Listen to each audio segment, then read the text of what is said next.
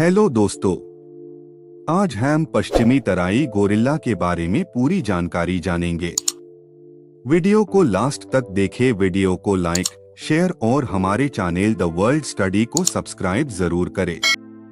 पश्चिमी गोरिल्ला की दो उपप्रजातियों में से एक है, दूसरी उपप्रजाति क्रॉस रिवर गोरिल्ला है। पश्चिमी तराई गोरिल्ला सबसे छोटे गोरिल्ला हैं, वे सबसे अधिक व्यापक भी हैं। वे मध्य अफ्रीका में 7 लाख वर्ग किलोमीटर में फैले हरे भरे वर्षावनों में रहते हैं। नर पश्चिमी तराई गोरिल्ला मादाओं की तुलना में बहुत बड़े होते हैं। उनका औसत वजन 136 किलोग्राम और औसत ऊंचाई 1.8 मीटर तक होता है।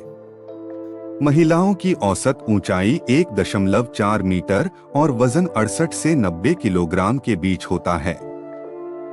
अन्य गोरिल्ला उपप्रजातियों की तुलना में उनका रंग भी हल्का होता है और उनके चेहरे का आकार अधिक स्पष्ट भौंहा और छोटे कानों के साथ होता है। पश्चिमी तराई के गोरिल्ला मुख्य रूप से शाकाहारी हैं, जो फल, जड़ें, जड़ी बूटियां, झाड़ियां, लताएं और अंकुर सहित विभिन्न वर्षावन वनस्पति खाते हैं। वे इस आहार को कुछ छोटे कीड़ों के साथ पूरक करते हैं जो वे खाने वाली वनस्पतियों पर पाते हैं, जैसे चींटियां और अन्य अकशेरुकी, जो प्रोटीन के अतिरिक्त स्रोत के रूप में कार्य करते हैं। एक नर पश्चिमी तराई गोरिल्ला प्रतिदिन 20 किलोग्राम तक भोजन खा सकता है।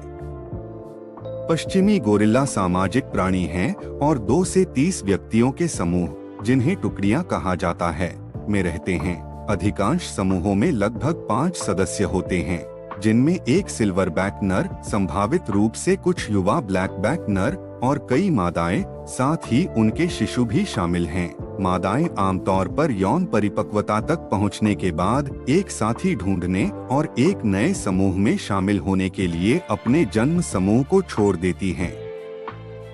नर भी अपने जन्म समूह को छोड़ देते हैं, लेकिन आमतौर पर कुंवारा चरण से गुजरते हैं जब वे एक साथी को जीतने के लिए पर्याप्त परिपक्व हो जाते हैं। इस दौरान वे अकेले या सभी पुरुष समूहों में रहते हैं। एक समूह के सिल्वरबैक नेता के पास सभी महिलाओं के लिए विशेष संभोग का अधिकार होता है, हालांकि वह अन्य ब्लैकबैक पुरुषों को उनके साथ संभोग करने देने का विकल्प भी चुन सकता है।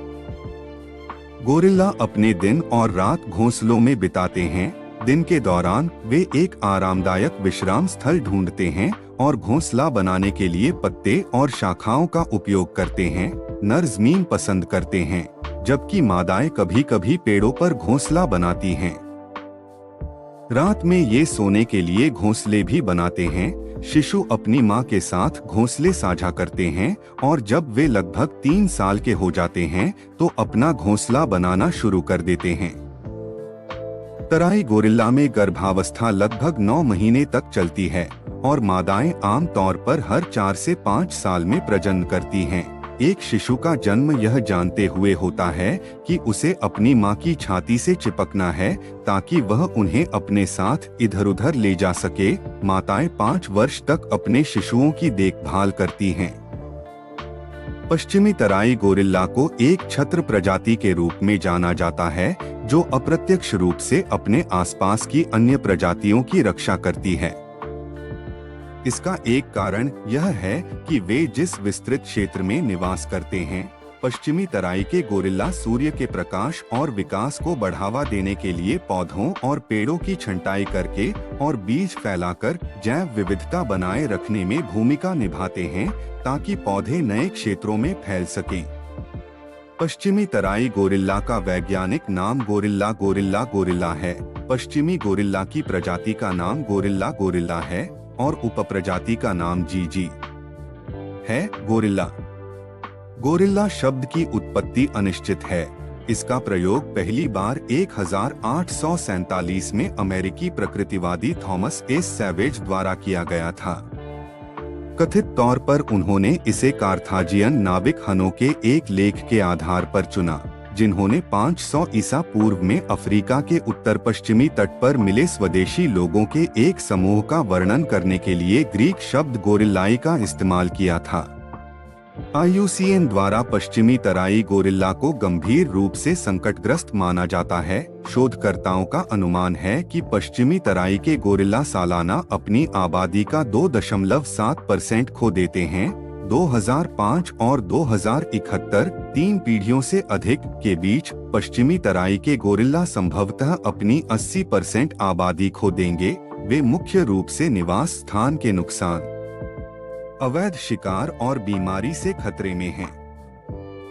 पश्चिमी तराई गोरिल्ला सभी गोरिल्ला उपप्रजातियों में सबसे व्यापक है, जो कैमरून, मध्य अफ्रीकी गणराज्य, कांगो लोकतांत्रिक गणराज्य, इक्वेटोरियल गिनी, गैबोन और अंगोला में 7 लाख वर्ग किलोमीटर के क्षेत्र को कवर करता है। अधिकांश कम ऊंचाई पर रहते हैं, लेकिन कुछ गैबोन के पहाड़ों में रहते हैं। पश्चिमी तराई गोरिल्ला का निवास स्थान एक घना वर्षावन है, जिसमें प्रचुर मात्रा में अंकुर, जड़ें, जंगली अजवाइन, फल, गूदा और पेड़ की छाल है। इन वर्षावनों में तापमान आमतौर पर 20 से 30 डिग्री सेल्सियस के बीच होता है और वार्षिक वर्षा 79 इंच से अधिक हो सकती है। दोस्तों, उम्मीद है कि आपको हमारी ये वीडियो पसंद आई होगी।